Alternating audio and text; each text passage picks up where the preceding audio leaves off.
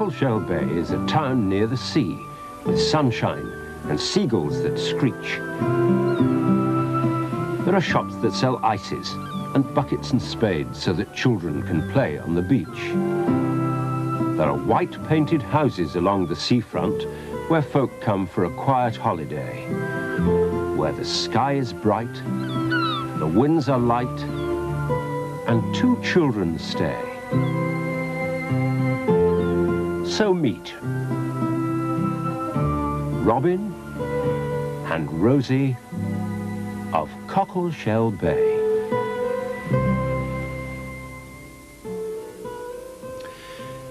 Phew, said Mrs. Cockle.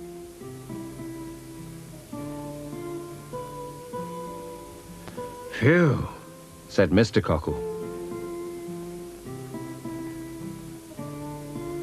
Phew, said Gran Rowty, and phew, said Robin and Rosie, both together. Well, that's all the furniture in its proper place, said Mr. Cockle. And I reckon we've earned a rest, right, Mrs. Rowty? Oh, I'll say, Mr. Cockle. Even poor old Teddy looks worn out, Rosie. Said Rosie. I think he's asleep. And they all said, phew, again, once or twice. Then all at once, Robin said, Mummy? Yes, Robin? Now that we've properly removed, is this a guest home? A guest house? Well, and Helen Cockle laughed, not until we've made it look nicer than this. And we'll have to have people staying here on holiday, said Mr. Cockle. And you'll have to have a name for it, said Gran Rowty. That made Mr. Cockle sit up. Gosh, Helen, he said, I'd forgotten all about a name. So had I, said Mrs. Cockle. Well, all the other little hotels and that are called something. Place next door is called Pine Villa. How about calling our guest house High Tide because it's near the sea, said Christopher Cockle. But Mrs. Cockle didn't think that was a good idea. People might think it's so near the sea that the water comes into the house at high tide, she laughed. How about calling it the Anchor because it's near to the harbour where all the boats are? But Gran Rowty didn't think that was a good idea. There's a little hotel to the side of the village that's already called the Anchor, she said. You'd have folk going to the wrong place. Oh dear, said Mrs. Cockle. Oh dear, said Mr. Cockle. Oh dear, said Robin and Rosie together. The 3 grown-ups laughed at that. You don't have to worry about it, said their mother. We'll think of something. Why don't you go into the garden and play while we get on in here? Oh, yes, said Robin and Rosie. What shall we do? Asked Rosie. Let's go and see if Mr. Ship's in his yard, said Robin, and Rosie agreed. Mr. Ship, called Robin. Mr. Ship! Hello, my dears, called Mr. Ship, but they couldn't see him. Hello, he called again. Perhaps he's under his boat again, said Rosie.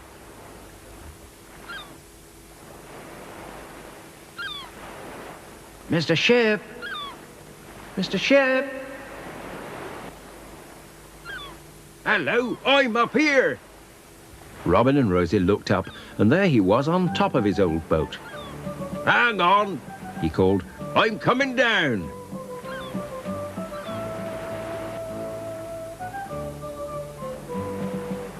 Were you going to sail it round the world today, Mr. Shipham? Asked Robin. Well, not before lunch, smiled the old man. And do call me Mr. Ship, like everyone else does. Anyway, Rosie chipped in, he couldn't sail it round the world because it's got holes in it. Well, he could have mended it, said Robin. No, he couldn't. Yes, he could. No, no, no, said Mr. Ship. Anyone who fights in my yard gets nothing to eat for a week but Ship's biscuits. They knew he didn't mean it, but they stopped arguing anyway. And then Rosie asked Mr. Ship, "Will it sail one day, Mr. Ship?" Oh, she certainly will, my dear, she certainly will, said Mr. Ship. I was doing a bit of work on her bows when you turned up. The bows? Said Rosie. Don't you know where the bows are? Said the old sailor. Why, the bow on a boat is the front of the boat, the sharp end. There, that's the bows. Oh, I see, Mr. Ship, said Robin. And what's the back of the boat called? Oh, that's the stern. Bow and stern. Bow and stern, said Rosie. I see. Then, bless my barnacles, said Mr. Ship. I'm forgetting my promise. What's that, Mr. Ship? Well, last time I saw you, I said I'd introduce you to a friend of mine with long ears who eats carrots. Oh, said Robin and Rosie, both together again. And he lives in a sort of house over here. The sort of house was a little shed with a funny door in two halves. The top of the door was open, and the bottom half was closed. Fury, called Mr. Ship. Come on, Fury. Who's Fury? Asked Robin. Oh, you'll see. Fury, come on. There was a sort of blowing and rustling from the back of the shed, and then a big, gentle, hairy face was poked out of the open half of the door. A horse, said Rosie. A donkey, said Mr. Ship. A donkey called Fury. He doesn't look like a Fury, said Robin. Ha! He don't behave like a Fury either, said Mr. Ship. I think he was called that as a little joke because he's so gentle. You just try stroking his nose. They did, and Fury loved it.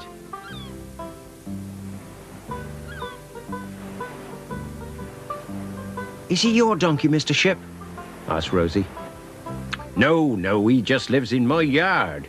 He belongs to a man called Arthur Fingal, and he gives rides to the children on the beach. And I don't know why he isn't there today.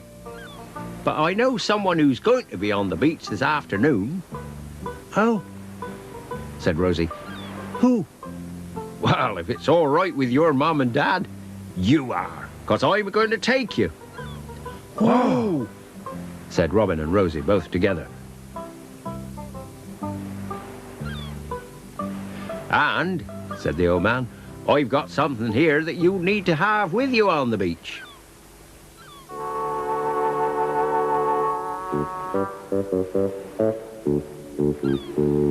There, he said. You can't live at the seaside and not have a bucket and spade. Seaside and buckets and spades goes together. Gosh, thank you, said Robin and Rosie together. And then Rosie said, Do seasides and buckets and spades always go together? Always, said Mr. Ship. Well then, said Rosie, that's what we could call our guest house. Said Mr. Ship. It'd certainly be different. Come on, said Robin. Let's tell Mummy and Daddy.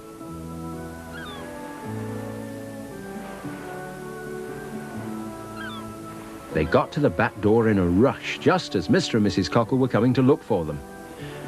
Mummy, we've seen a donkey called Fury. And Mr. Ship's boat's going to sail around the world, and he's going to take us to the beach. And he's given us a bucket and spade each. And that's what we could call our guest house. The bucket and spade. The bucket and spade, said Mr. and Mrs. Cockle, both together. What a nice idea. Shall we? Said Mrs. Cockle. Yes, said Mrs. Cockle and Mr. Cockle and Robin and Rosie all together.